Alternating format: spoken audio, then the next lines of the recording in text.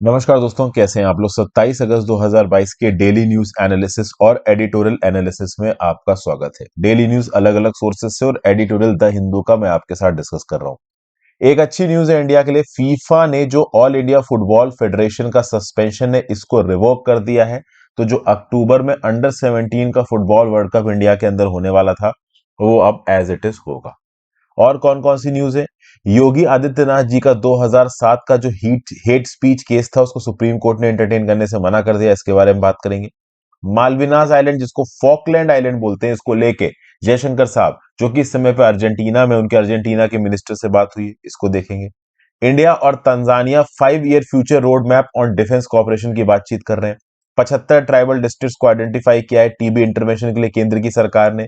Zero emissions target से India की GDP को क्या फायदा होगा उसके बारे में बात करेंगे। वर्ल्ड बैंक में कंप्लेन गई है विष्णुगर हाइड्रो पावर प्रोजेक्ट के अगेंस्ट। सीबीआई में कन्वेक्शन रेट 67.56% का है। और चाइना श्रीलंका को सपोर्ट कर रहा है ह्यूमन राइट्स काउंसिल में, और इंडिया के अगेंस्ट इनडायरेक्ट तरीके से स्टेटमेंट दे रहा है, इसको देखेंगे। फिर एडिटोरियल्स 4 है यहाँ पे। एप्सपा ड्रैकोनियन लॉ की बात हो रही है। पुत्तु स्वामी जो राइट टू प्राइवेसी को फंडामेंटल राइट बनाया गया था उसकी बात हो रही है। हेमंत सोरेन को लेके यहाँ पे एक आर्टिकल है जो कि झारखंड के सीएम है, और मोस्ट प्रॉब्ली इनको डिस्क्वालीफाई कर दिया गया है 2021 में एक माइनिंग लीज अपने नाम पे लेने के लिए। और सीवर में बढ़ रहे मैनुअल स्कैवेंजर्स को जिस प्रकार की प्रॉब्लम फेस करनी पड़ती है, मैनुअल स्कैवेंजिंग बैन है उसके बावजूद आज भी लोग मरते हैं मैनुअल स्कैवेंजिंग से, इसके रिस्पेक्ट में एक आर्टिकल है। तो ये 4 एडिटोरियल में 4 ही आर्टिकल्स हैं, आज 4 के 4 आपके साथ डिस्कस करूंगा। वर्ड ऑफ द डे फ्लेबरगास्टेड, मतलब एक्सट्रीमली सरप्राइज्ड और शॉक्ड। एकदम से सरप्राइज हो जाना, कुछ ऐसा हुआ जिसकी आपको बिल्कुल आशंका नहीं थी और आप सरप्राइज हो गए, फ्लेबरगास्टेड हो गए। आगे बढ़ने से पहले वीडियो पे लाइक का बटन दोस्तों, चैनल को शेयर सब्सक्राइब नहीं किया कर लीजिए, इंस्टाग्राम पे फॉलो कर लीजिए, टेलीग्राम ग्रुप ज्वाइन कर लीजिए, और हो सके तो सुपर थैंक्स का ऑप्शन दबा के हेल्प करें। इंस्टाग्राम पे आपसे जुड़ने की कोशिश करता हूँ, टेलीग्राम ग्रुप पे आपको लेक्चर की पीडीएफ और लेक्चर की नोटिफिकेशन डेली की बेसिस पे मिल जाती है। GS paper 2 sports administration international institutions. पहली news, FIFA and suspension of AIFF under 17 women world cup schedule to take. Bureau of FIFA council ने अनाउंस किया है कि भाई जो 12 दिन के लिए सस्पेंशन था ऑल इंडिया फुटबॉल फेडरेशन का, इसको अभी के लिए खत्म कर दिया गया है। क्योंकि सुप्रीम कोर्ट ने यहां पे डिसीजन लिया था, कमिटी ऑफ एडमिनिस्ट्रेटर को सस्पेंशन में रख दिया गया, और एआईएफएफ की पावर एआईएफएफ की इंटरिम जनरल सेक्रेटरी के पास चली गई, जो कि अभी के लिए है सुनांदो धरत। इसी कंटेक्स्ट में फीफा ने बोल दिया कि ठीक है भाई, ऑल इंडिया फुटबॉल फेडरेशन का सस्पेंशन हम यहां पे खत्म करते हैं। अब overall FIFA under 17 women's world cup जो कि 11 से 30 अक्टूबर 2022 में इंडिया में होने वाला था, ये होगा। और फीफा और एएफसी दोनों का बोलना है कि हम समय समय पे मॉनिटर करते रहेंगे कि क्या हो रहा है आपका ऑल इंडिया फुटबॉल फेडरेशन के अंदर। प्लस फीफा का यह भी बोलना है कि ऑल इंडिया फुटबॉल फेडरेशन अपने इलेक्शंस को सही तरीके से कंडक्ट कर पाए, इसलिए हम उसकी मदद भी करेंगे। मैं आपको बता दूं 2 सितंबर को एआईएफएफ के नए इलेक्शंस होंगे, तब तक इंटरिम जनरल सेक्रेटरी हैं सुनांदो धर साहब। अभी जनरल सेक्रेटरी के इलेक्शंस के लिए बैचंग भूटिया साहब अपने नॉमिनेशन को फाइल कर चुके हैं। फॉर्मर इंडियन गोलकीपर कल्याण चौबे भी यहां पे कंटेंडर हैं ओवरऑल हेड बनने के लिए। ये सारा रायता फैला है, तो सारा बवाल यहां पे प्रफुल्ल पटेल साहब की वजह से हुआ। प्रफुल्ल पटेल साहब पहले एआईएफएफ के प्रेसिडेंट थे, ठीक है। इनकी प्रेसिडेंसी की जो टाइम लिमिट थी वो खत्म हो चुकी थी। 2009 में इन्होंने प्रेसिडेंट का टेन्योर शुरू हुआ था, 2020 में इनको ऑनरेबली एग्जिट कर जाना चाहिए था, लेकिन ये कुर्सी पर बैठे रहे, छोड़ने को तैयार नहीं थे। जी जिनपिंग समझ रहे थे शायद अपने आप को। तो उस कंटेक्स्ट में सुप्रीम कोर्ट तक मौका पहुंचा। सुप्रीम कोर्ट ने पूरा का पूरा बोर्ड ही सस्पेंड कर दिया, एक नई कमिटी ऑफ एडमिनिस्ट्रेटर बना दी। लेकिन ये जो नई कमिटी ऑफ एडमिनिस्ट्रेटर थी, ये फीफा के नियम कानूनों के हिसाब से सेट नहीं बैठती थी, इसलिए फीफा ने यहां पे सस्पेंड कर दिया। और फीफा ने एकदम से सस्पेंड नहीं किया था, फीफा ने कुछ दिन इस्तेमाल किया। और जो नया इलेक्शन हो रहा था और जो नई बोर्ड ऑफ डायरेक्टर्स बनाए जा रहे थे, उसमें जो 50% मेंबरशिप थी वो प्लेयर्स की थी। तो इस बात को लेके जो स्टेट फेडरेशन थे देश के, वो नाराज थे। तो इस कंटेक्स्ट में फीफा ने सस्पेंशन किया था, लेकिन सुप्रीम कोर्ट अब आ चुका है, सीओए हट चुका है, एआईएफएफ के पास फिर से यहाँ पे ओवरऑल कंट्रोल आ चुका है। फीफा वर्ल्ड कप इंडिया में फॉर्चुनेटली होगा। फिर अगली news, GS paper 2 judiciary government policy intervention में supreme court relief for Yogi Adityanath in 2007 hate speech case. देखिए हुआ ये बात है लगभग 2007 में। 2007 में योगी जी के ऊपर इल्जाम लगाया गया कि इन्होंने एक हेट स्पीच दी, उस हेट स्पीच के चलते 2007 के गोरखपुर राइट्स हो गए। उस समय पे वो मेंबर ऑफ पार्लियामेंट थे। तो इस बात को लेके उस समय की राज्य सरकार ने एक इन्वेस्टिगेशन शुरू कर दी योगी आदित्यनाथ जी के अगेंस्ट। ठीक है भाई। और इस पर्टिकुलर इन्वेस्टिगेशन का रिजल्ट निकल के आया 2017 में। 2017 में क्लोजर रिपोर्ट यहां पे फाइल की गई और इस क्लोजर रिपोर्ट में लिखा गया कि नहीं भाई, योगी आदित्यनाथ जी को यहां पे रिस्पॉन्सिबल नहीं ठहराया गया। अब इस क्लोजर रिपोर्ट के अगेंस्ट एक पिटीशन पेंडिंग है यूपी की ट्रायल कोर्ट। लेकिन कुछ लोग यहां पे उठ के पहले इलाहाबाद हाईकोर्ट के पास पहुंचे और उन्होंने बोला कि हमें योगी आदित्यनाथ जी के खिलाफ सैंक्शन दीजिए प्रोसिक्यूशन शुरू करने को, किस बेसिस पे कि हाँ भाई उन्होंने एक समय पे हेट स्पीच दी थी। तो इलाहाबाद हाईकोर्ट ने बोला कि भाई देखो, उसमें क्लोजर रिपोर्ट ऑलरेडी फाइल हो चुकी है, तो हम ओवरऑल उसके ऑर्डर को, क्लोजर रिपोर्ट को ओवरसीड नहीं करेंगे, आप ट्रायल कोर्ट में जाओ। तो बेसिकली उत्तर प्रदेश की सरकार ने 2017 में योगी आदित्यनाथ के अगेंस्ट जो केस था उसको क्लोज कर दिया। ट्रायल कोर्ट में उसके अगेंस्ट अपील गई। ट्रायल कोर्ट में अपील पेंडिंग है। अपील पे जल्दी काम नहीं हो रहा था तो लोग कहां पहुंच गए, हाई कोर्ट के पास पहुंच गए।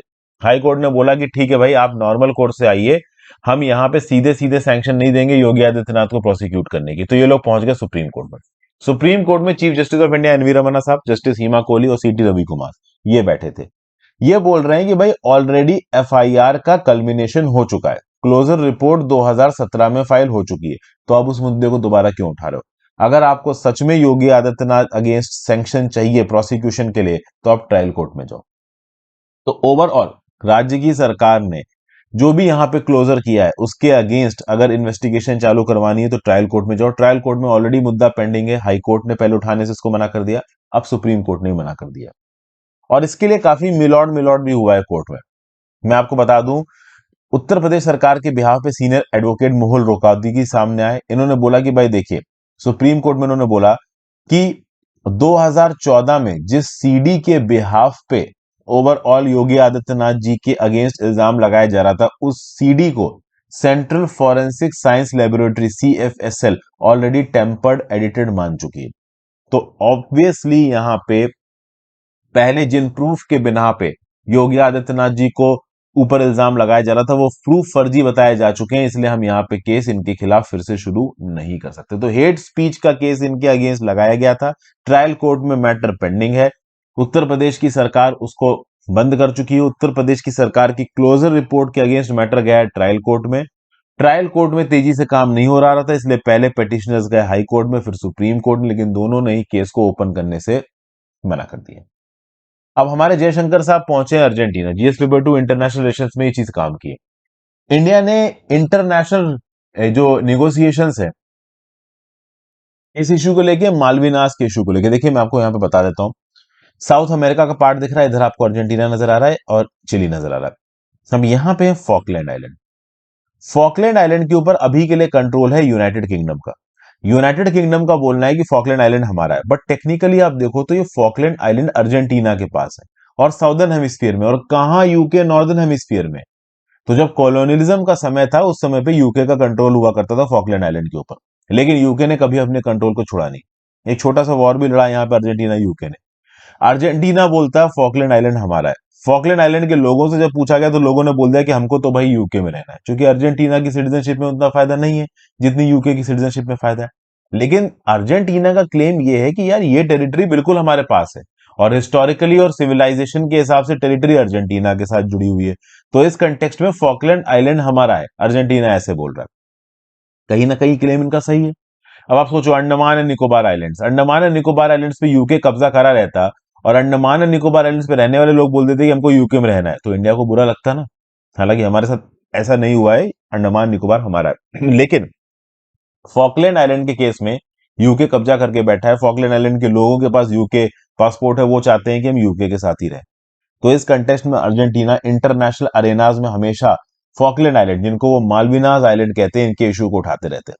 तो भैया बोएनो एयर्स गए जयशंकर साहब 3 दिन के लिए।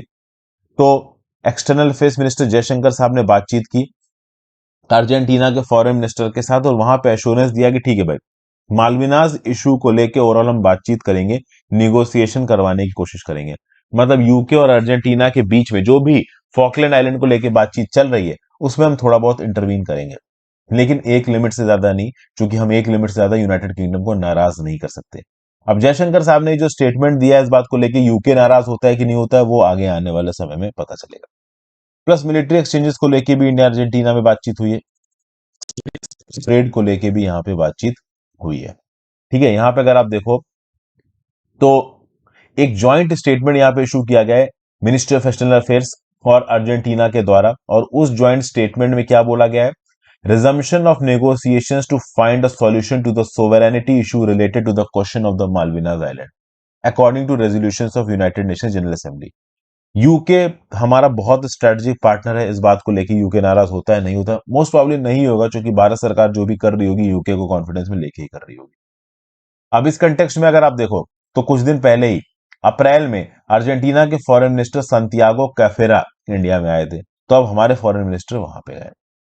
इस कंटेक्स्ट में अगर आप देखें तो कुछ और चीजों के बारे में बातचीत हुई है।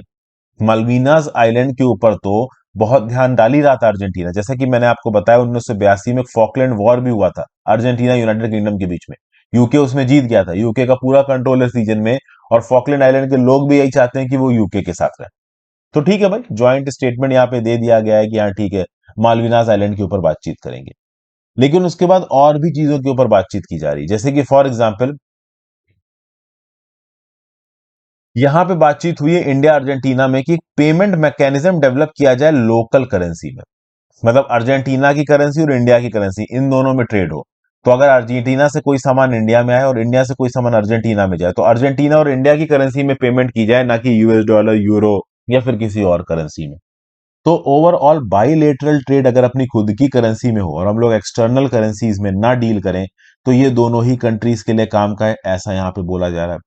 फिर अर्जेंटीना को इस बात में इंटरेस्ट है कि वो made in India Tejas fighter aircraft खरीदना चाहते हैं अर्जेंटीन एयरफोर्सेस के लिए। फिर यहाँ पे defence sector, nuclear sector, energy sector, space sector में भी बातचीत हुई। प्लस इंडिया के लिए अर्जेंटीना के साथ इंगेज करना इसलिए जरूरी है क्योंकि human Rights council United Nations इसका चेयरमैन है अर्जेंटीना फॉर द ईयर 2022, और इसी 2022 में यूनिवर्सल पीरियोडिक रिव्यू होगा इंडिया का।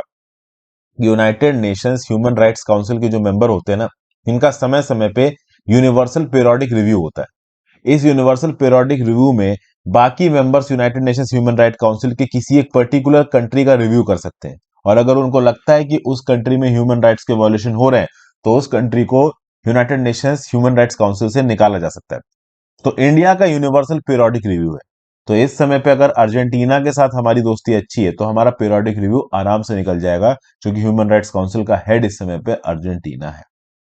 प्लस अर्जेंटीना ने यह भी बोला है कि हम चाहते हैं कि इंडिया न्यूक्लियर सप्लायर्स ग्रुप का मेंबर बन जाए। तो ये सब बातें ओवरऑल यहाँ पे हुई हैं, ठीक है ना, इंडिया अर्जेंटीना के बीच में।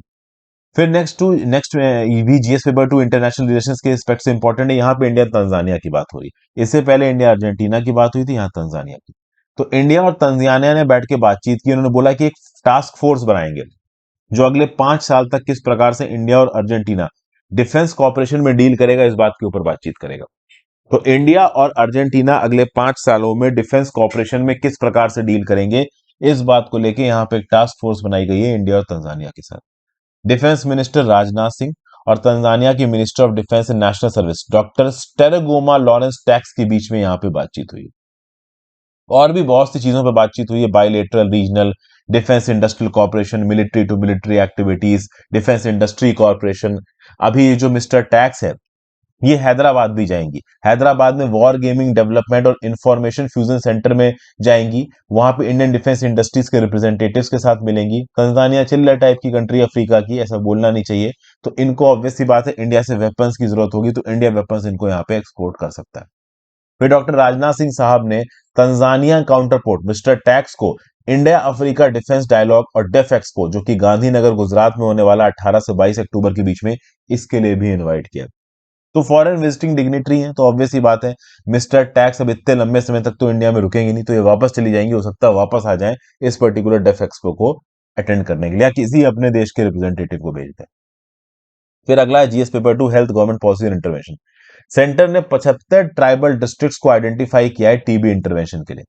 देखिए क्या है, इंस्टेंसेस ऑफ ट्यूबर क्लॉसिस को इंडिया के अंदर डिटेक्ट करने, अब यहां पे हुआ क्या है कि एक कैंपेन शुरू किया गया मिनिस्ट्री ऑफ ट्राइबल अफेयर्स के द्वारा, इसके सेंट्रल टीबी डिवीजन के द्वारा, और उसके साथ साथ ministry of health and family welfare के ऑफिशियल्स थे। तो ये घूमते रहे। देखिए 174 डिस्ट्रिक्ट्स में घूमे। जनवरी से कैंपेन शुरू हुआ था। डोर टू डोर स्क्रीनिंग की गई 68,000 विलेजेस में। यहां पे 1.03 करोड़ लोगों से बातचीत की गई वर्बली, जिसमें से ऐसा आइडेंटिफाई किया गया उनके सिम्टम्स के हिसाब से कि हो सकता है 3,82,000 लोगों को टीबी हो। इसमें से 2.80 लाख 2.7 लाख लोगों के सैंपल्स लिए गए टीबी के, और इसमें से 9,971 लोग पॉजिटिव निकले। उनको ट्रीटमेंट दिया जा रहा है गवर्नमेंट प्रोटोकॉल के हिसाब से। और उस पूरी एक्सरसाइज के बेसिस पे 75 ऐसी ट्राइबल डिस्ट्रिक्ट्स को आइडेंटिफाई किया गया है जहां पे फोकस्ड इंटरवेंशन की जरूरत है, जहां पे टीबी सबसे ज्यादा फैला हुआ नजर आ रहा है। तो जनवरी से जो कैंपेन शुरू किया गया था, ये कैंपेन का कैल्मिनेशन क्या है कि 75 ट्राइबल डिस्ट्रिक्ट्स ऐसी हैं हमारे देश के अंदर जहां पे ओवरऑल बहुत ज्यादा टीबी फैला हुआ है।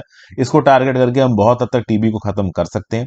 और ये भी पता चला है कि जो ट्राइबल पॉपुलेशन है, ये सबसे ज्यादा वल्नरेबल है टीबी के प्रति। इनमें सबसे ज्यादा रेस्पिरेटरी डिजीजेस फैलने के चांसेस हैं। इस कंटेक्स्ट में देखिए तो 24 अगस्त को एक कनक्लेव ली गई यहाँ पे हेल्थ और ट्राइबल अफेयर्स मिनिस्ट्रीज के द्वारा, और इसमें ये बोला गया कि इन 75 ट्राइबल डिस्ट्रिक्ट्स में हमारा टारगेट है कि हम पूरी तरीके से टीबी को एलिमिनेट कर देंगे। इससे हम आगे बढ़ेंगे इंडिया को टीबी फ्री बनाने के लिए 2025 तक। ठीक है, यहां पे केस डिटेक्शन कैंपेन शुरू किया जाएगा। टीबी केसेस के इंसिडेंसेस के हॉटस्पॉट को आइडेंटिफाई किया जाएगा। टीबी सर्विसेज के लिए कम्युनिटी इन्फ्लुएंसर्स जैसे कि tribal leaders, tribal healers, Panchayati Raj institution member, self help groups को आइडेंटिफाई किया जाएगा। ओके, टीबी के प्रति अवेयरनेस बढ़ाई जाएगी, इसके सिम्टम्स को कम करने की कोशिश की जाएगी, स्पीड और ट्रीटमेंट प्रोसेसेस को यहां पे बढ़ाया जाएगा। फिर कम्युनिटी इन्फ्लुएंसर्स को यहां पे हायर किया गया। एक 100 दिन का आश्वासन कैंपेन यहां पे चलाया जाएगा। इसमें फ्री में टीबी सर्विसेज को प्रोवाइड किया जाएगा। टेस्टिंग और डायग्नोस्टिक इंफ्रास्ट्रक्चर प्रोवाइड किया जाएगा। प्रोग्राम इंप्लीमेंटेशन प्लान्स को ग्राउंड लेवल पे इंप्लीमेंट किया जाएगा। फंडिंग वगैरह प्रोवाइड की जाएगी। ओके, ये जो आश्वासन कैंपेन है, इसको मिनिस्ट्री ऑफ ट्राइबल अफेयर्स और ministry of health and family welfare दोनों मिलकर चला रहे हैं। मदद कर रहा है यूसाइड, United states agency for international development, जो कि एक टेक्निकल पार्टनर है, और पिरामिड स्वास्थ्य नाम की जो कंपनी है वो इंप्लीमेंटेशन पार्टनर है।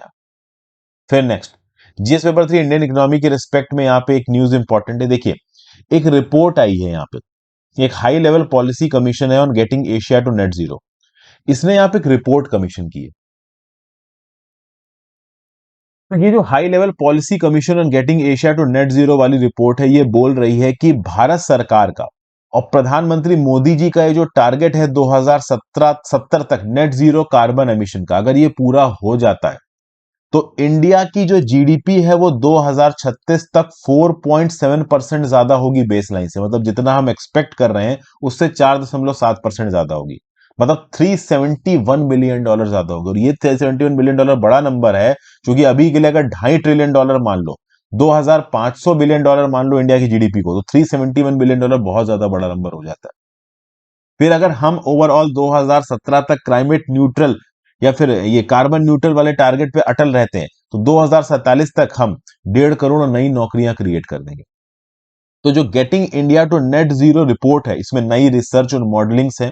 ठीक है ना, क्लाइमेट क्लीन एनर्जी ट्रांजिशन की पॉलिसीज की यहां पे बातचीत होती है। नेट जीरो एमिशंस को मीट होने की बातचीत होती है। पॉजिटिव इकोनॉमिक इंपैक्ट क्या होंगे, फॉसिल फ्यूल्स को कम करने से $236 बिलियन का ट्रेड बैलेंस इंप्रूव होगा। देखिए क्या है, अगर हम कार्बन न्यूट्रल हो जाते हैं, तो कार्बन न्यूट्रल मतलब हमने रेन्यूएबल एनर्जी को काफी हद तक डेवलप किया है, तो हमें तेल, कोल, इन सबको इंपोर्ट करने की जरूरत ही नहीं पड़ेगी। तो हम जब इंपोर्ट नहीं करेंगे तो इंपोर्ट बिल हमारा कम होगा। तो $236 बिलियन का ट्रेड बैलेंस हम यहां पे सुधार सकते हैं, ये बताया जा रहा है। अब इसके लिए कुछ चीजें करनी पड़ेगी।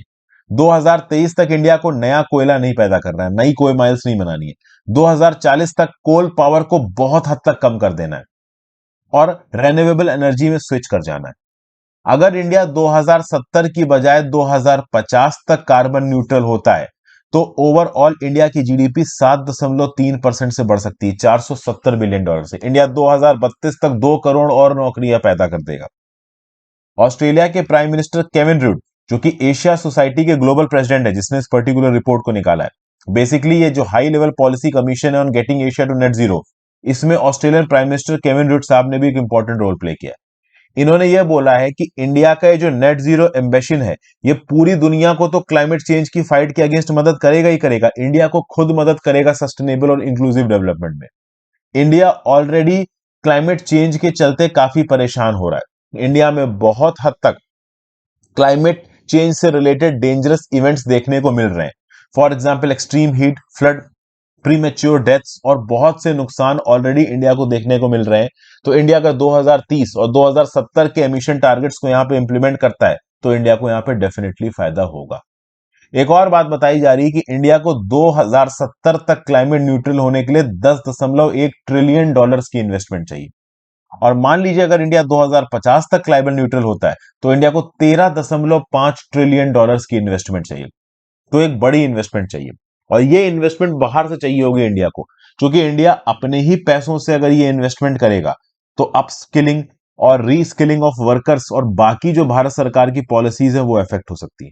तो जितनी जल्दी इंडिया को बाहर से पैसा मिलेगा ओवरऑल अपने डेवलपमेंटल टारगेट्स और क्लीन एनर्जी के टारगेट्स को इंप्लीमेंट करने के लिए, उतना बढ़िया होगा। इन सब में बान की मून, जो कि फॉर्मर यूनाइटेड नेशंस के सेक्रेटरी जनरल हैं और करंट प्रेसिडेंट है, चेयर है ग्लोबल ग्रीन ग्रोथ के, उन्होंने भी प्रेस कॉन्फ्रेंस में जब ये रिपोर्ट रिलीज की जा रही थी ये बोला कि इंडिया को जल्दी से जल्दी 2030 और 2070 के एमिशन टारगेट्स को इंप्लीमेंट करना चाहिए। क्लाइमेट चेंज का इंडिया के ऊपर भी निगेटिव इंपैक्ट आ रहा है, तो क्लीन एनर्जी और नेट जीरो एमिशंस में जाने में इंडिया को काफी फायदा यहां पे होगा। हालांकि इंडिया को सिग्निफिकेंट रिसोर्सेज की जरूरत होगी यहाँ पे, और ये रिसोर्सेज अगर बाहर की कंट्री से मिलते हैं तो फायदा है। लेकिन एक प्रॉब्लम है, आज की डेट में इस यूक्रेन क्राइसिस के चलते जर्मनी और जापान जैसी कंट्रीज भी फिर से कोल पावर में स्विच कर रही हैं। समझिए, पहले जर्मनी के पास और यूरोप के पास एश्योर्ड एक्सेस था रशिया गैस का, अभी यूक्रेन क्राइसिस के चलते रशिया से गैस इंपोर्ट नहीं करनी। तो अब जर्मनी जैसी कंट्रीज भी सोच रही है कि अगर रशिया के ऊपर डिपेंडेंस कम करेंगे, कल की डेट में ठंडी के समय पे गैस नहीं आई तो हम करेंगे क्या। तो जर्मनी भी अपने कुछ पुराने बंद हुए कोल पावर प्लांट्स को फिर से शुरू कर रही है। तो एक ऐसे समय पे जब यूरोप की कंट्रीज फिर से यहाँ पे फॉसिल फ्यूल बेस्ड पावर का प्रोडक्शन शुरू कर रही है, इंडिया कैसे कैसे एक्सपेक्ट किया जाए कि इंडिया यहाँ पे फॉसिल फ्यूल बेस्ड और कोल पावर को बंद कर दे। तो दुनिया भर में जो एक्टिविटीज हो रही है इस पे भी बहुत हद तक डिपेंड करेगा कि इंडिया क्या फ्यूचर कोर्स ऑफ एक्शन यहाँ पे लेता है। फिर जीएस पेपर 3 इन्वायरमेंटल डिग्रेडेशन से एक न्यूज है, Vishnugarh hydro power project. Vishnugarh hydro power project, इसका नाम है विष्णुगढ़ पिपलकोटी हाइड्रो पावर प्रोजेक्ट। ये उत्तराखंड की चमोली डिस्ट्रिक्ट में इंप्लीमेंट हो रहा है। अब यहाँ पे एक हार्ट विलेज है, हार्ट विलेज के कुछ रेजिडेंट्स पहुंचे कहां पे, वर्ल्ड बैंक के पास, वर्ल्ड बैंक के इंडिपेंडेंट पैनल के पास। इस पर्टिकुलर प्रोजेक्ट को बनाने के लिए वर्ल्ड बैंक ने पैसा दिया। 444 मेगावाट का प्रोजेक्ट है। इसको बनाया जा रहा है Tehri hydro power development corporation के द्वारा, जो कि पार्शली स्टेट ओन्ड एंटरप्राइज है। और पैसा कहां से आया, वर्ल्ड बैंक से आया। 2011 में पैसा सैंक्शन हुआ था। 2 जून 2023 तक इसका कंस्ट्रक्शन खत्म होना है। 40% फंड $792 मिलियन यहाँ पे ऑलरेडी डिसबर्स हो चुके हैं, 64,000 करोड़, और बहुत तेजी से प्रोजेक्ट एग्जीक्यूट हो रहा है। लेकिन इस प्रोजेक्ट के एग्जीक्यूशन के चलते आसपास जो रहने वाले लोग हैं उनके लाइवलीहुड पे बहुत तगड़ा इंपैक्ट आया, और ये लोग पहुंच गए हैं वर्ल्ड बैंक के इंडिपेंडेंट पैनल के पास कि साहब कुछ ना कुछ यहाँ पे करिए, हमारी हालत बहुत खराब है। एक्चुअली में हो ये रहा है कि जो मलबा है ना, वो मलबा बहुत प्रॉब्लम क्रिएट कर। मलबा कैसे, अब भाई हाइड्रो पावर प्रोजेक्ट बना रहे हो तो एक्सकवेशन करोगे, जो जमीन है उसको समतल करोगे, बहुत सारी खुदाई करोगे, तो उस खुदाई में जो मलबा निकल रहा है उसकी डंपिंग हो रही है, इसको आप बोलते हो मक डंपिंग। तो ये जो मक डंपिंग है वो पास के एक लोकल लक्ष्मी नारायण टेम्पल को थ्रेटन कर रही है। लक्ष्मी नारायण टेम्पल का हिस्टोरिकल और कल्चरल इंपॉर्टेंस है, ये आर्कियोलॉजिकल सर्वे ऑफ इंडिया बता चुका है। तो इस मक डंपिंग के चलते लक्ष्मी नारायण टेम्पल को पहली बात ये, प्लस ओवरऑल यहां पे जबरदस्ती बदतमीजी की जा रही है लोगों के साथ। अगर आप देखो तो 83 कम्युनिटी मेंबर्स ने यहां पे कंप्लेन की है कि इस प्रोजेक्ट से इकोलॉजिकल डैमेज हो रहा है, और ओवरऑल जो कंपनसेशन ऑफर किया गया है वो बहुत कम है। बहुत सारे लोगों ने तो यहां पे कंपनसेशन लेने से मना कर दिया, और वो वॉलंटियरली यहां से रिलोकेट भी नहीं हो रहे हैं। तो जो लोग वॉलंटियरली रिलोकेट नहीं हो रहे और कंपनसेशन नहीं ले रहे हैं, उनमें से बहुत सारे लोगों को तो उठा के जेल में बंद कर दिया गया। प्लस जिनको रीलोकेट भी किया गया है, जहां पे रीलोकेट किया गया है वहां पे अब उनके पास पानी की सप्लाई नहीं आ रही है। पानी उनके पास दिन में बस 2 घंटे आता है। कुछ ऐसे घर हैं जहां पे दिन में पानी 2 से 5 घंटे तक आता है। तो बेसिकली पहले जहां पे ये लोग रहते थे वहां पे पानी 24 घंटे था। अभी हाइड्रो पावर डैम के बनने के चलते इनको रीलोकेट कर दिया गया। जहां पे रीलोकेट कर दिया गया वहां पे पानी की सप्लाई बंद हो गई है। तो ह्यूमन पैरामीटर्स यहां पे अफेक्ट हो गए। रीलोकेशन की एक्सरसाइज में कुछ लोग खुश नहीं हुए, कुछ लोगों को बोलना है प्रॉपर कंपनसेशन नहीं दिया, कुछ लोगों को बोलना है कि पानी जैसे बेसिक फैसिलिटीज भी हमारे पास नहीं आ रही है। तो वर्ल्ड बैंक के पास केस पहुंचा। अब ऑब्वियस सी बात है, वर्ल्ड बैंक यहाँ पे Tehri hydro power development corporation के लोगों को डांट लगाएगा। तो प्रोजेक्ट मैनेजमेंट ने बोला है कि साहब हम ध्यान रख रहे हैं, लक्ष्मी नारायण टेम्पल के पास हम मलबे की डंपिंग नहीं करेंगे, हम ओवरऑल कम्युनिटी मेंबर्स के साथ एंगेज करके इनकी मदद करने की कोशिश करेंगे, हम कोशिश करेंगे कि पानी को ज्यादा से ज्यादा क्वांटिटी में इनके घरों तक पहुंचाया जाए। तो ये सब चीजें हैं। अब उत्तराखंड के अंदर हिली स्टेट्स में कितना डेवलपमेंट होना चाहिए हाइड्रो पावर का, इस बात को लेकर काफी बहस हो चुकी है। 2013 में केदारनाथ में फ्लड्स आए थे, 4,000 लोगों की जान गई थी, बड़ा डिस्ट्रक्शन हुआ था। तो लोकल इन्वायरमेंटलिस्ट ने बोला था कि भाई इस प्रकार के हाइड्रो पावर प्रोजेक्ट्स उत्तराखंड के लिए फिट नहीं है। उत्तराखंड, हिमाचल प्रदेश, ये हिली स्टेट्स है, यहाँ पे ओवरऑल कभी भी कुछ भी हो सकता है। अभी रिसेंटली देखिए हिमाचल प्रदेश में तगड़ी बारिश हुई, भाई जान माल का नुकसान हुआ है। अब इस बात को लेके दो मिनिस्ट्रीज ने रिपोर्ट निकाली, इन्वायरमेंट मिनिस्ट्री ने और जल शक्ति मिनिस्ट्री ने। उन्होंने बोला कि यार नए प्रोजेक्ट मत बनाओ, लेकिन एक काम करो कि 7 प्रोजेक्ट्स जो ऑलरेडी 50% कंप्लीट हो चुके हैं इनको तो कंप्लीट हो जाने दीजिए। तो सुप्रीम कोर्ट के सामने इन्वायरमेंट मिनिस्ट्री और जल शक्ति मिनिस्ट्री ने अपना फैक्ट पेश किया कि साहब देखिए, नए प्रोजेक्ट्स हम कोशिश करेंगे ना बनाए, लेकिन 7 प्रोजेक्ट्स जो ऑलरेडी 50% कंप्लीट हो चुके हैं उनको पूरा कर लेने दो। और ये जो वीपीएचईपी है ना, ये जो आपका विष्णुगढ़ पीपल कोटी हाइड्रो इलेक्ट्रिक पावर प्रोजेक्ट है, ये इन 7 में से एक है। एक बात तो ये बता दूं। प्लस एक और बात बताया जा रहा है कि इन्वायरमेंट मिनिस्ट्री यहां पे और प्रोजेक्ट्स बनाने की बात कर रही है। तो पहले तो ये बात हुई थी कि जो 7 प्रोजेक्ट्स थे जो कि 50% से ज्यादा कंप्लीट हो चुके हैं इनको ही बनाओ, लेकिन अब ऐसा सुनने में आ रहा है कि पहाड़ी इलाकों में और प्रोजेक्ट्स को बनाने की बात की जा रही है। तो अभी ये बोल देना कि हाँ भाई प्रोजेक्ट्स और नहीं बनाए जाएंगे, बिल्कुल भी सही नहीं है। हिमाचल प्रदेश और उत्तराखंड में और प्रोजेक्ट्स अनाउंस हो चुके हैं, जो 7 बन रहे हैं वो तो देखो बन ही रहे। अगली news, CBI records conviction rate of 67.56% in 2021। GS paper 1-3 में चीज आपको काम आएगी। देखिए क्या है, सीबीआई ने 2021 में 67.56% का कन्विक्शन रेट रखा है। कन्विक्शन रेट समझते हो ना दोस्तों, कि ओवरऑल आपने केस बुक किया, केस की इंक्वायरी की, इन्वेस्टिगेशन की, चार्जशीट फाइल की, और सीबीआई की जो कोर्ट है उसने डिसीजन सुनाया। तो डिसीजन सुनाया मतलब कन्विक्शन हो गया। सीबीआई ने 680 रेगुलर केसेस और 67 प्रिलिमिनरी इंक्वायरीज की थी 2021 में। 2020 में ये नंबर था 589 और 87। 2020 बहुत हद तक कोरोना की वजह से डिस्टर्ब भी रहा था, तो उस केस में भी चीजों को देखिएगा। अभी 2021 में कोर्ट जजमेंट आए 360 केसेस में, जिसमें 202 कन्विक्शंस थे, 82 लोगों में एक्विटल दे दिया गया, छोड़ दिया गया, और 15 लोगों को सारे एलिगेशन से डिस्चार्ज कर दिया गया। 61 मैटर्स में जो डिस्पोजल था वो किसी और वजह से हुआ। कभी भी अलग अलग कोर्ट्स में सीबीआई द्वारा बुक किए 10,232 केसेस पेंडिंग है। 2021 में 982 केसेस में इन्वेस्टिगेशन पेंडिंग थी, लेकिन 2020 में 1,117 में पेंडिंग थी। मतलब 2021 में कुछ ना कुछ केसेस को यहां पे पूरी तरीके से फाइनलाइज किया सीबीआई ने। ठीक है, बेसिकली यहां पे सीबीआई की परफॉर्मेंस के रिस्पेक्ट में बात की जा रही है।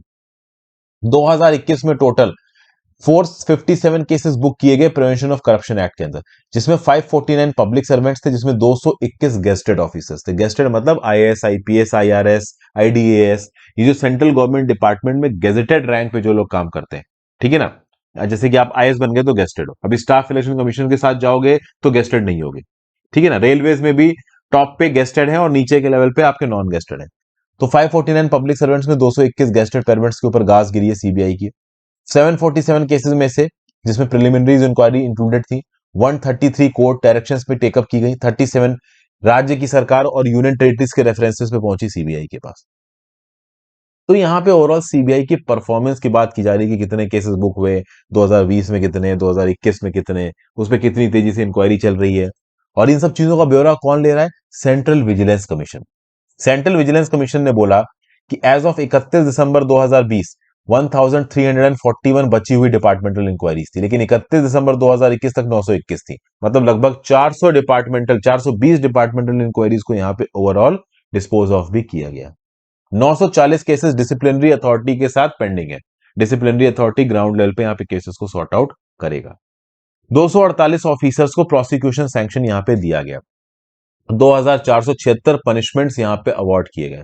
सेंट्रल विजिलेंस कमीशन का ये बोलना है कि 26,403 कंप्लेंट्स हुई थी, जिसमें से 25,326 डिस्पोज ऑफ हुई है, 96% डिस्पोजल रेट है। तो सीवीसी ने ओवरऑल यहाँ पे सीबीआई का ब्यौरा लिया है। सीवीसी के पास कितनी कंप्लेन आई, कितनी सीबीआई के पास गई, सीबीआई ने कितने केस बुक किए, कितने डिस्पोज ऑफ किए, इसके बारे में थोड़ी बहुत बातचीत है। फिर GS paper 2 international relations, China pledges support to Sri Lanka at UNHRC. देखिए, United Nations Human Rights Council का सेशन होने वाला है जेनेवा के अंदर कुछ हफ्तों बाद। तो यहाँ पे श्रीलंका के ऊपर एक रेजोल्यूशन आएगा कि क्या श्रीलंका में ह्यूमन राइट्स को प्रॉपर तरीके से फॉलो किया जा रहा है। तो चाइना ने ओपनली बोला कि हम तुम्हारी मदद करेंगे।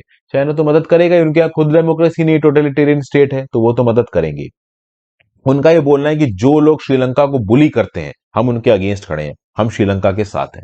देखिए यहाँ पे क्या बोला जा रहा है, और ये बोल कौन रहा है, एम्बेसडर की जेन होंग, जो चाइना के एम्बेसडर श्रीलंका के अंदर। देखो क्या लिखा है, China has always been supporting Sri Lanka in the international fora for protecting its sovereignty, independence and territorial integrity. Hambantota port कब्जा लिया इन्होंने इनका, और टेरिटोरियल इंटीग्रिटी की बात कर रहे हैं। फिर आगे देखो, we will continue to do that in contrast some countries far और नियर, फार मतलब यूएस और नियर मतलब India, always make groundless excuses to bully Sri Lanka and trample on Sri Lanka sovereignty and independence.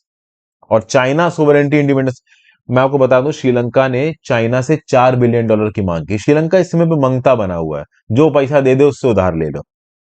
हालांकि श्रीलंका ने इनको पपलू दे दिया 74 मिलियन ग्रांट का मई में। अभी तक कोई नया लोन अनाउंस नहीं हुआ है चाइना की तरफ से श्रीलंका को, ना ही ग्रांट अनाउंस हुई है। ठीक है, कोलंबो ने चाइना से कॉपरेशन मांगा है फॉरेन डेप्ट को रीस्ट्रक्चर करने के लिए, और चाइना से अगर एश्योरेंसेज आते हैं तो आईएमएफ की ब्रिज फाइनेंसिंग भी आ जाएगी। लेकिन इस बात को लेके चाइना की तरफ से स्टेटमेंट्स बहुत आ रहे हैं, पैसा नहीं आ रहा है।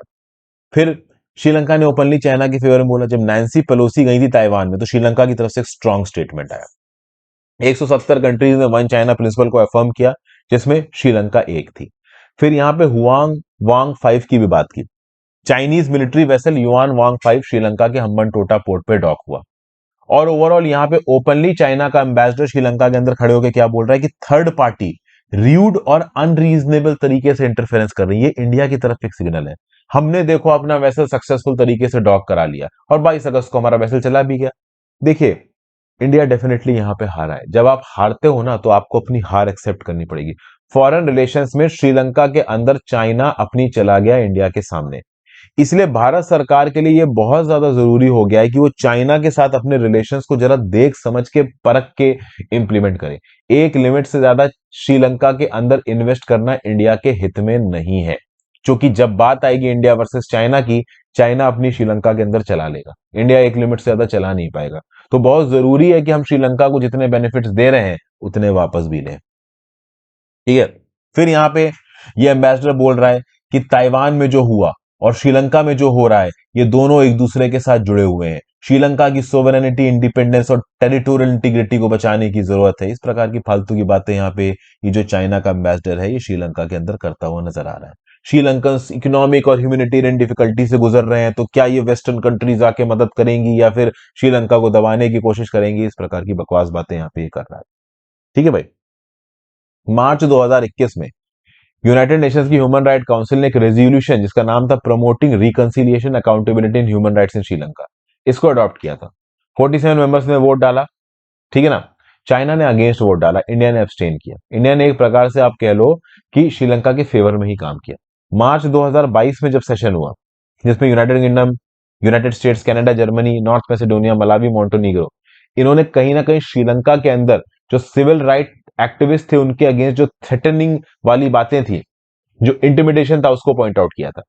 लेकिन चाइना इन सब चीजों में श्रीलंका को खुल के सपोर्ट करता है, क्योंकि ये सब चीजें डिक्टेटरशिप को डिनोट करती हैं।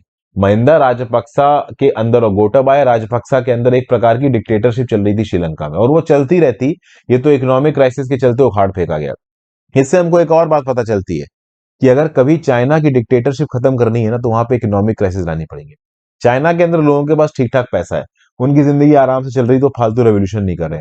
लेकिन कभी श्रीलंका जैसे इकोनॉमिक हालात अगर कभी चाइना के अंदर आए, तो चाइना में भी चाइनीज कम्युनिस्ट पार्टी को उखाड़ फेंका जाएगा। हम बस उम्मीद करेंगे कि ये हालात जल्दी आए। पहली एडिटोरियल, हाँ, draconian law that needs to disappear, MP Nathaniel साहब ने इस आर्टिकल को लिखा है। इनका यह बोलना है कि जो एप्सपा है, ये नॉर्थ ईस्ट से हटना चाहिए। और देखिए, एफ्स्पा को नॉर्थ ईस्ट से हटाए जाने को लेके मोदी जी ने भी पॉजिटिव साइंस दिए। अप्रैल में इस साल प्राइम मिनिस्टर मोदी जी ने एक भाषण दिया। उन्होंने बोला कि जो armed forces special power act है 1958, इसको भारत सरकार कोशिश करेगी कि नॉर्थ ईस्ट की हर जगह से हटा दिया जाए। और इससे पहले सरकार ने एक्शंस भी लिए। आसाम, नागालैंड, अरुणाचल प्रदेश, मणिपुर में बहुत से हिस्सों से एफ्स्पा को यहां पे हटाया गया। आसाम की कार्बी एंगलोंग डिस्ट्रिक्ट में प्राइम मिनिस्टर साहब पीस, यूनिटी और डेवलपमेंट रैली में पार्टिसिपेट कर रहे थे और वहां पे भाषण में मोदी जी ने यह सब बोला। अगर नॉर्थ ईस्ट के एक स्टेट की बात की जाए जहां पे सबसे ज्यादा एफ्स्पा का नुकसान देखने को मिला है तो वो है नागालैंड। एफ्स्पा आया कब था? इसका ओरिजिन है armed forces special power ordinance 1942 से, जो कि ब्रिटिशर्स ने क्विट इंडिया मूवमेंट के समय के रेजिस्टेंस को दबाने के लिए लिया था। आप देखो, आसाम और बंगाल अक्टूबर 1942 में रेजिस्टेंस को दबाने के लिए क्विट इंडिया मूवमेंट के अंदर armed forces special power ordinance 1942 में लाया गया। बाद में इसको बना दिया गया armed forces special power act 1958। अभी शुरुआत में इसको बनाना बहुत जरूरी था दोस्तों, क्योंकि जो नागा इंसर्जेंट्स थे ना, ये थोक के भाव हमारे आर्मी के सोल्जर्स को, सेंट्रल और स्टेट पैरामिलिट्री के पर्सनल्स को मार रहे थे, स्टेट पुलिस के लोगों को मार रहे थे, खुलेआम मार रहे थे स्टेट के लोगों को। तो भैया, वायलेंस तो नहीं झेला जा सकता ना। तो hundreds of Indian army soldiers, state और स्टेट पैरामिलिट्री पर्सनल्स ने अपनी जान दी, यहाँ पे एम्बुशेस में इनको मारा गया। तब लाया गया एफ्स्पा। आर्म फोर्सेस को यहाँ पे पावर देनी जरूरी थी। उनके ऊपर गोलियां चल रही और उनसे तुम अकाउंटेबिलिटी एक्सपेक्ट करो, ये नहीं चल पाएगा। तो ओवरऑल जब आर्म फोर्सेस अपनी पे उतनी, तब आर्म फोर्सेस के ऊपर इल्जाम लगाया जाने लगा कि तुम ओवरऑल यहाँ पे अत्याचार करते हो, लोगों को दबाते हो। फाइनली 1975 में कुछ अच्छी न्यूज आई। शिलोंग पीस अकॉर्ड यहाँ पे साइन हुआ नागा इंसर्जेंट्स के साथ। लेकिन फिर से एक अगली टर्न हो गया। एक ब्रेक अवे ग्रुप बन गया जिसमें इसाक चिशी सू थे और थोएंगलंग मुवैया थे। इन्होंने बनाया Nagaland nationalist socialist council of Nagaland, NSCN. Isak Muivah. Isak Muivah क्यों? इसाक चिशी सू एक इंडिविजुअल और दूसरा थ्यूंगलांगिंग मुवैया, तो इन दोनों ने मिलकर बनाया NSCN Isak Muivah, nationalist socialist council of Nagaland Isak Muivah. मैं एनएससीएन के ऊपर मूवी ये बना चुका हूं, वीडियो भी बना चुका हूं, नागालैंड मेरे नाम के साथ हर्षित द्विवेदी के साथ, या फिर एनएससीएन मेरे नाम हर्षित द्विवेदी के साथ, यूट्यूब में सर्च मारिए, वीडियो आपको मिल जाएगी। जनवरी 1980 में एक ग्रुप बना, एनएससीएन आईएम, और इसने लार्ज स्केल वायलेंस किया नागालैंड और मणिपुर में। ये जो थ्योंगलंग मुवैया था, he is a Tangkhul Naga from Ukhrul district of Manipur. वहीं पे इसाक चिशु जो सू थे, वो सूमी नागा थे फ्रॉम सुनहे बोतो ऑफ नागालैंड। इशाक चिशी सू की मृत्यु हो गई जून 2016 में। इससे पहले नागा फ्रेमवर्क एग्रीमेंट साइन हुआ गवर्नमेंट और एनएससीएन के बीच में अगस्त 2015 में। और चूंकि इसाक सिंह की हेल्थ कंडीशंस गलती थी, तो जल्दी से जल्दी इस एग्रीमेंट को ग्राउंड लेवल पे साइन कराया गया। ओके।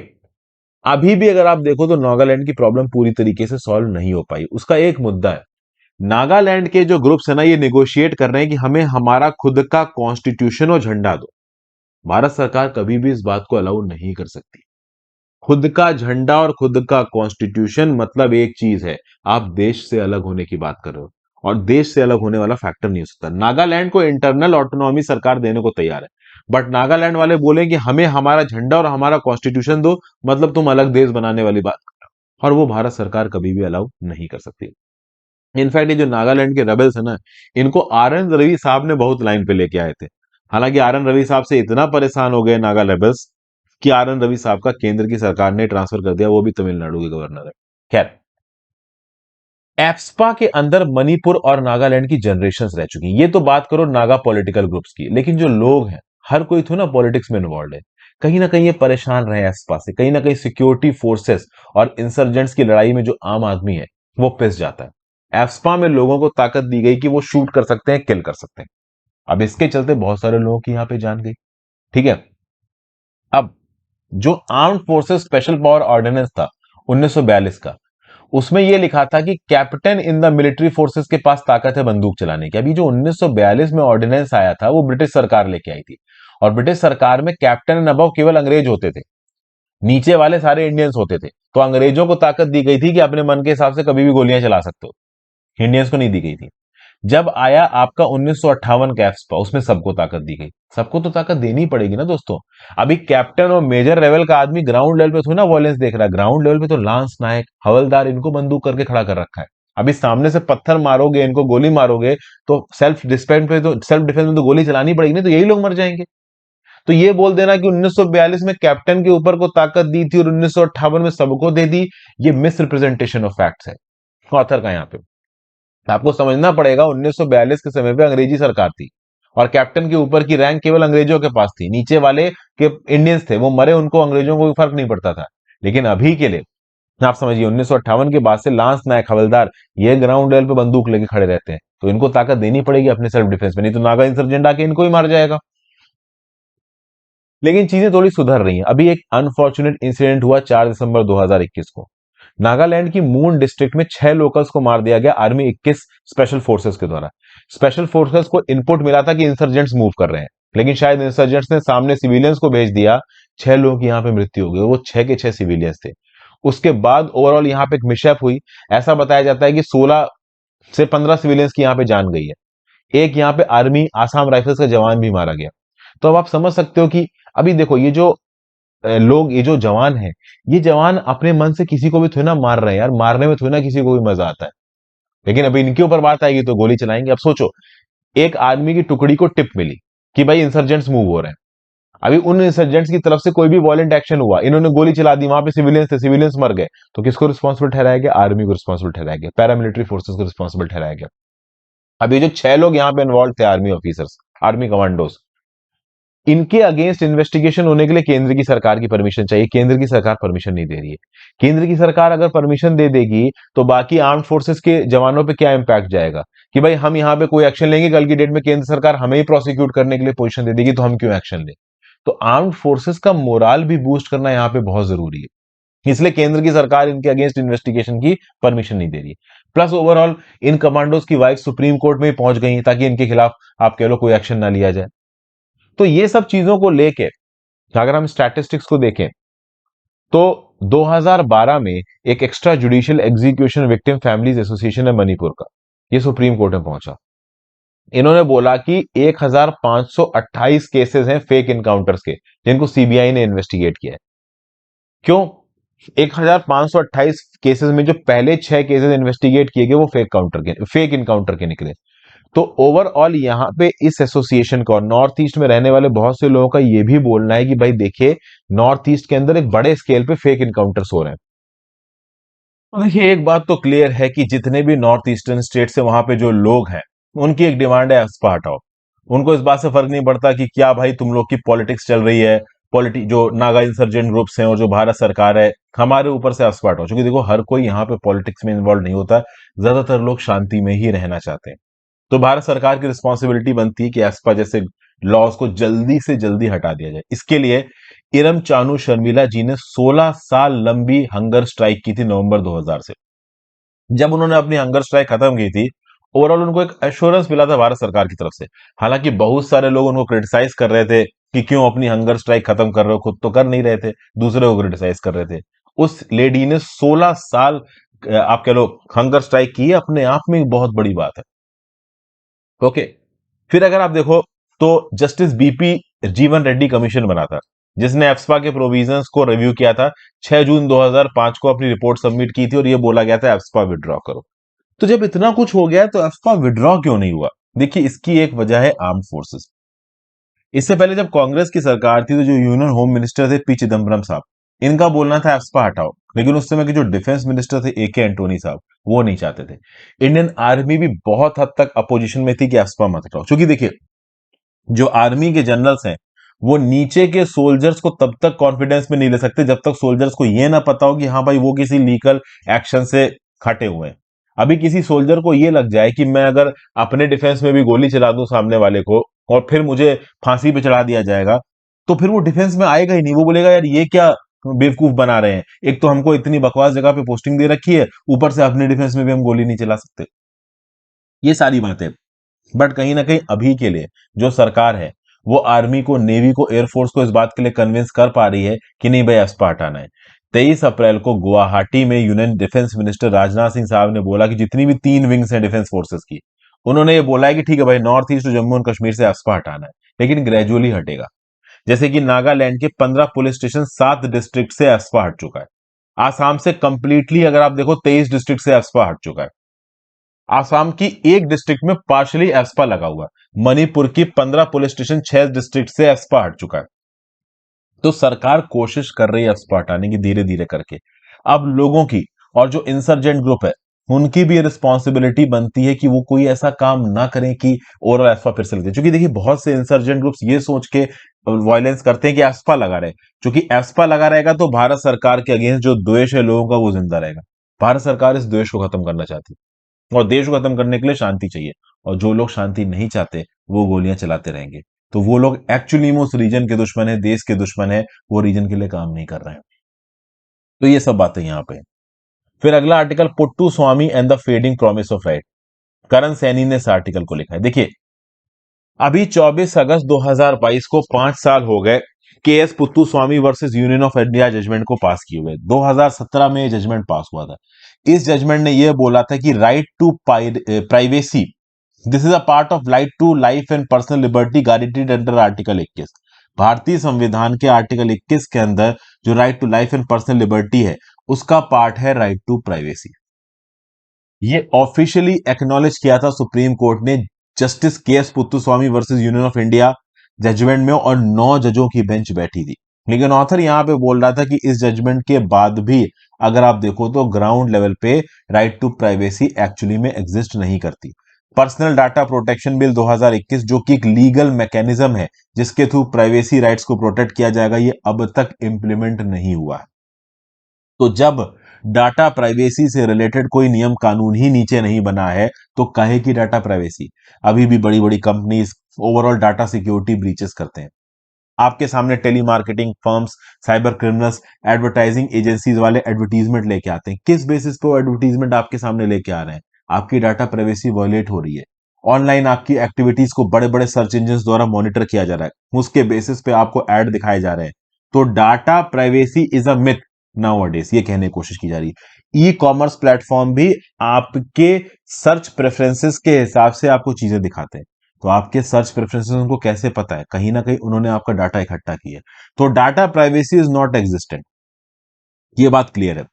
और चूंकि डाटा प्राइवेसी एग्जिस्टेंट नहीं है तो आगे आने वाले समय में हमारे सामने बहुत सारे फिशिंग स्कैम्स, बहुत सारे फिशिंग अटैक्स, फाइनेंशियल स्कैम्स आ सकते हैं। आथर ये बोल रहा है कि ओवरऑल ऑनलाइन प्राइवेसी का मतलब क्या है, ऑनलाइन थ्रेड का मतलब क्या है। एक इंडिविजुअल को लगेगा ऑनलाइन थ्रेड का मतलब है साइबर क्रिमिनल्स या फिर अनस्क्रपलस बिजनेस। तो अनस्पेसिफिक बिजनेस गलत तरीके से आपका डाटा इकट्ठा कर रहे हैं, उसकी इंफॉर्मेशन का फायदा उठा रहे हैं। जो साइबर क्रिमिनल्स हैं तो वो ओवरऑल आपकी फायदा का इंफॉर्मेशन उठा रहे हैं। आपके क्रेडिट कार्ड को इंफॉर्मेशन चोरी कर ली, बैंक के लॉकर में घुस के पैसा कमा लिया ऑनलाइन। लेकिन एक्चुअली में डाटा ब्रीच के और भी फैसेट्स है। सरकार अपनी कैपेबिलिटी का गलत प्रकार से प्रयोग करके ओवरऑल आपके डाटे का गलत प्रकार से इस्तेमाल करे, ये होता है। जैसे 2 जनवरी 2022 में न्यूयॉर्क टाइम्स की रिपोर्ट आई कि पेगासस स्पाईवेयर को इंडिया के अंदर जजेस, जर्नलिस्ट, अपोजिशन पॉलिटिशियंस के अगेंस्ट इस्तेमाल किया गया और इसको $2 बिलियन में सरकार ने खरीदा। ऐसा इल्जाम लगाया गया, इल्जाम कहीं से भी प्रूव नहीं हुआ है। तो ओवरऑल डाटा प्राइवेसी बहुत इंपॉर्टेंट है पुत्तस्वामी जजमेंट के हिसाब से, लेकिन जजमेंट कहीं पे भी वायलेट नहीं हो रहा है। ना ही डाटा सिक्योरिटी का कोई लॉ है, ना ही सरकार की पावर्स के ऊपर कोई चेक है, ना ही प्राइवेट कॉर्पोरेशंस किस प्रकार से काम कर रही है इसके ऊपर कोई ऑडिट है। तो overall data privacy in India is a myth. Puttaswamy judgement versus union of India 2017 implement नहीं हो रहा। प्लस सरकार के एक और स्टेप को लेकर सरकार को क्रिटिसाइज कर रहे हैं ऑथर यहाँ पे। अभी क्या किया कि सरकार ने इंडिया के अंदर काम करने वाले जितने भी वर्चुअल प्राइवेट नेटवर्क हैं उनको एक वार्निंग इशू की कि यार इंडिया के अंदर काम करना है तो जो भी तुम्हारी वीपीएन सर्विसेज को खरीद रहा है उसका केवाईसी करो, उसका एड्रेस लो, उसका नाम लो, उसका ओवरऑल डिटेल्स लो, ईमेल वगैरह लो, ताकि ओवरऑल देखो इंडिया के अंदर अगर वीपीएन नेटवर्क्स को काम करना है तो जो भी इंडिया के अंदर वीपीएन नेटवर्क्स की सर्विसेज को इस्तेमाल कर रहा है उनका ब्यौरा सरकार के पास होना चाहिए। ये सरकार ने कंडीशन डाल दी। अब नॉर्मल अगर केसेस में वर्चुअल प्राइवेट नेटवर्क की सर्विसेज प्रोवाइड करने वाली जो कंपनीज है वो लोगों का डाटा मांगती हैं।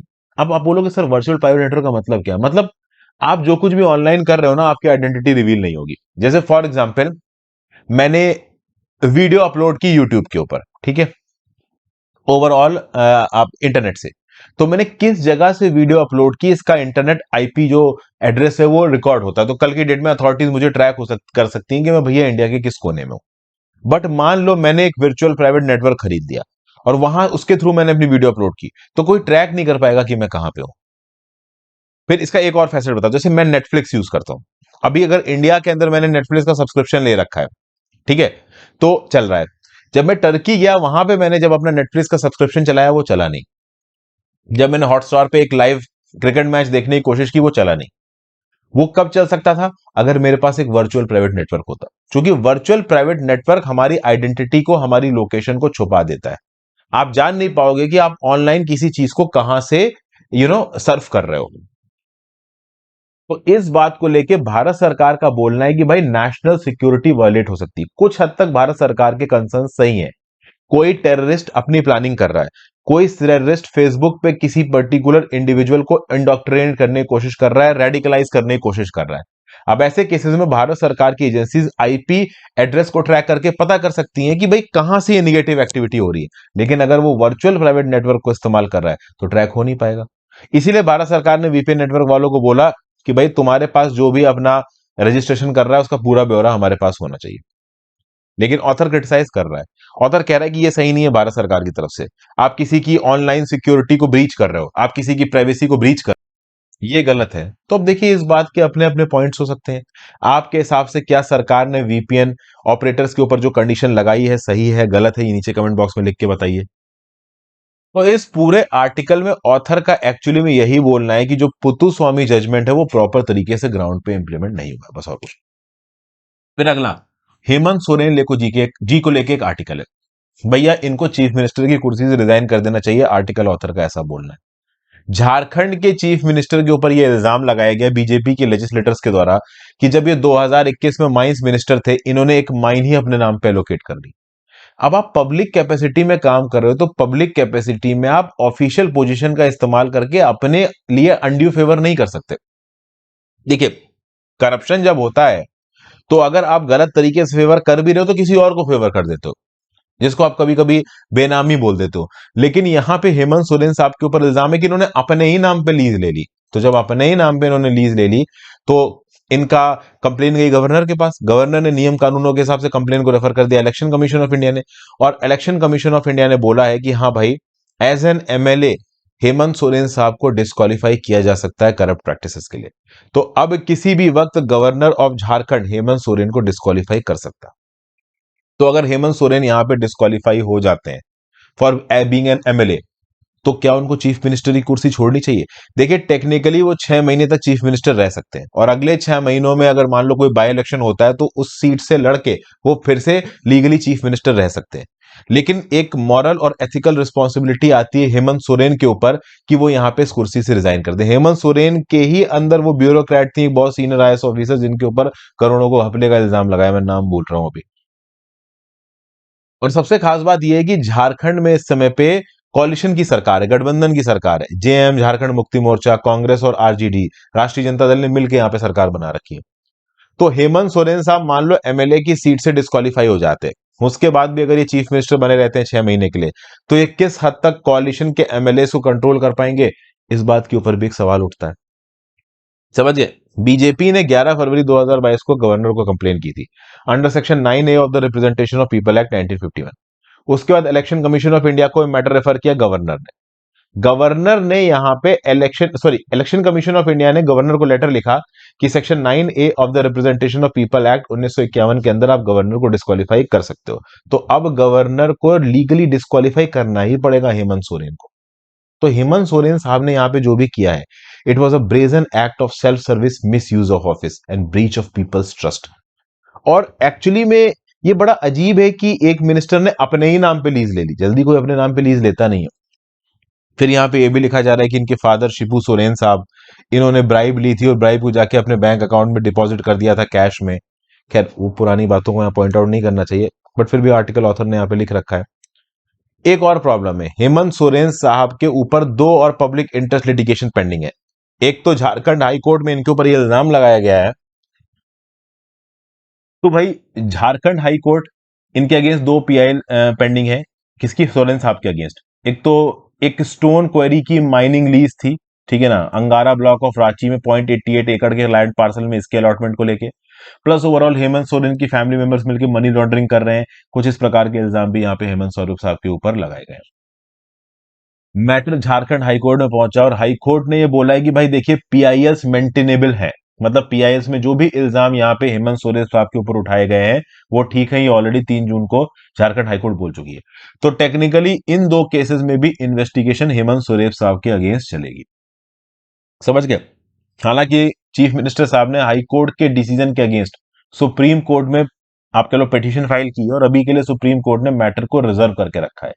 बट इन एनी केस अगर ओवरऑल पीआईएल्स में जो भी लिखा है हेमंत सोरेन साहब के अगेंस्ट वो सही है, तो उस कंटेक्स्ट में यहाँ पे अपील तो देखो, मतलब केस तो इनके ऊपर चलेगा ही चलेगा। प्लस झारखंड के अंदर कुछ इस प्रकार के भी इल्जाम आए जा रहे हैं कि एमएलए को खरीदा वगैरह जा रहा है। झारखंड के कांग्रेस एमएलए वेस्ट बंगाल में कुछ 50-60 लाख रुपए के साथ पकड़े गए थे। तो उस समय पे ये इल्जाम लगाए जाने लगा कि बीजेपी यहाँ पे एमएलए को खरीद के सरकार गिराने की कोशिश कर रही है। और हेमंत सोरेन साहब के ऊपर यहाँ पे अब जो इल्जाम लगा है वो बिल्कुल प्रॉपर इल्जाम है। तो कहीं ना कहीं ये एमएलए तो नहीं रहेंगे। अभी एमएलए रहने के बाद अगर ये चीफ मिनिस्टर रहते हैं तो वो उनकी मॉरल अथॉरिटी के ऊपर एक क्वेश्चन है, क्योंकि लोगों को भी तो जस्टिफाई करना पड़ता है ना एक सरकार को कि हम करप्शन नहीं कर रहे हैं। तो इस समय पे ऑनरेबल चीज हेमंत सोरेन साहब के लिए ये होगी कि वो चीफ मिनिस्टर की कुर्सी पर से रिजाइन कर दें। अभी वो रिजाइन नहीं करेंगे, करेंगे वो एक बात की बात। हेमंत सोरेन साहब ओपनली यहाँ पे बोल रहे हैं कि जो कुछ भी हो रहा है वो अपोजिशन पार्टी की गलत एक्टिविटीज की वजह से हो रहा है। तो अब ये तो देखो पॉलिटिकल ब्लेम गेमिंग यहाँ पे हो रही है। आप अपने हिसाब से टॉपिक को डेसिफर कर सकते हैं, जो भी आपके व्यू पॉइंट है नीचे कमेंट बॉक्स में लिख सकते हैं भद्र भाषा में। फिर चौथा आज का आखिरी आर्टिकल एडिटोरियल का, murder in the sewer on deaths manual cleaning of sewage. देखिए ह्यूमन लाइफ प्रीशियस होती हैं, बट इंडिया में जिस प्रकार की एक्टिविटीज हो रही है ना, कुछ ह्यूमन लाइफ कम प्रीशियस है, कुछ ज्यादा प्रीशियस है। इस प्रकार की चीजें हमें देखने को मिल रही हैं। जैसे कि अगर आप देखो तो कोर्ट्स और गवर्नमेंट्स और लॉ इन्फोर्समेंट के काम करने के बावजूद एक ऐसा कैटेगरी ऑफ वर्कर है जो कि सीवेज क्लीनिंग में इन्वॉल्व है, इसके राइट्स यहां पे रेगुलरली वायलेट होते रहते हैं। ये लोग ह्यूमन एक्सक्रीटा को सॉफ करते हैं, मतलब साफ करते हैं मैनुअली। इनका जो डिग्निटी ऑफ लेबर है वो यहाँ पे वायलेट हो रहा है।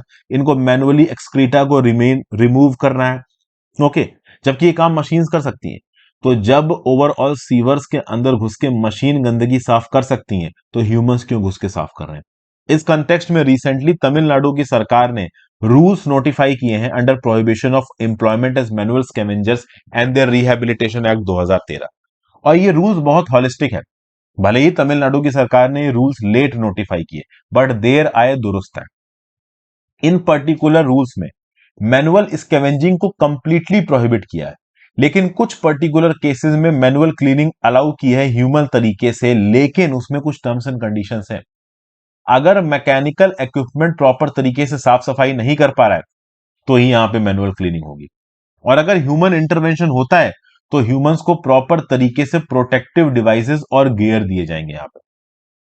तो अगर किसी ह्यूमन को सीवर या सेप्टिक टैंक साफ करना है तो उसको एयरलाइन ब्रीदिंग अपरेटस दिया जाएगा, एयरलाइन रेस्पिरेटर दिया जाएगा, एयर प्यूरिफायर गैस मास्क दिया जाएगा, आर्टिफिशियल रेस्पिरेशन के लिए डिवाइस दिया जाएगा, ब्रीदिंग अपरेटस दिया जाएगा, chlorine mask, emergency medical oxygen resuscitator, gas monitor for gases, hydraulic devices, ये सब कहीं ना कहीं क्लीनिंग स्टाफ के पास होने चाहिए।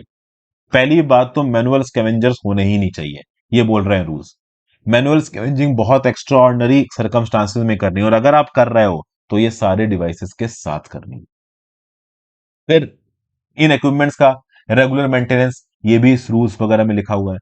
Manual cleaning of septic tanks और सीवर्स की जो प्रैक्टिस है जितना हो सके इसको खत्म करो, क्योंकि ये ह्यूमन ट्रीटमेंट ऑफ सिटीजंस के सिद्धांत के अगेंस्ट जाती है। इंडिया के अंदर मैनुअल स्कैवेंजर्स की बड़े स्केल पे मृत्यु हुई है, प्रॉपर तरीके से उसकी रिपोर्टिंग नहीं है।